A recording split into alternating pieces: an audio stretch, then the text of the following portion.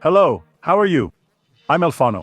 With 6 days to go until the Paris Olympic Games, today I'm going to talk about the first official medal that Mexico won in this competition. Sydney 2000 was the first Olympic Games of the modern era. That was the slogan used to promote them. For the first time, the world's greatest sporting event reached that corner of the globe, and naturally, it came with an air of modernity and technology that set this edition apart. Of course, all eyes were on one particular sport that had just made its debut in the official program, Taekwondo, which had been an exhibition sport since '88 and was finally being welcomed into the Olympic fold. Mexico was already known as a powerhouse in this sport.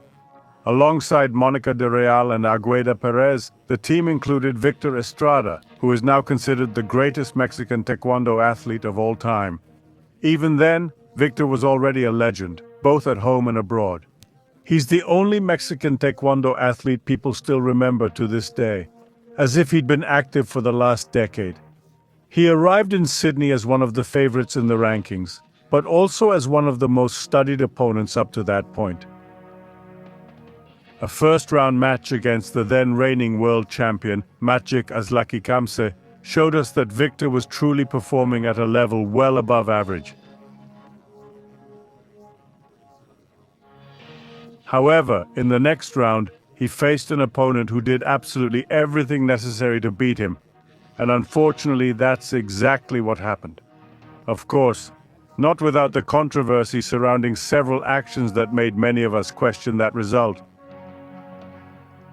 For the first time in the history of this sport, Sydney used the repechage system to give another chance to those who lost in early rounds, as long as the person who eliminated them continued to advance, and Victor took advantage of this circumstance.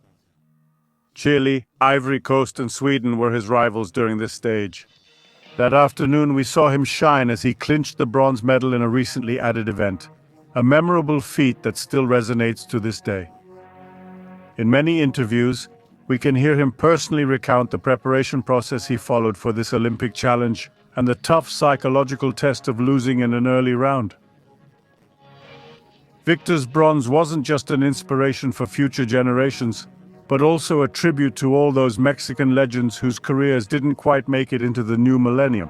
He was the spearhead, but also the tail of an arrow for all those who saw in their teammate a realized ideal. This medal serves as a bridge between the true old school and, as Sydney's slogan put it, the modern era.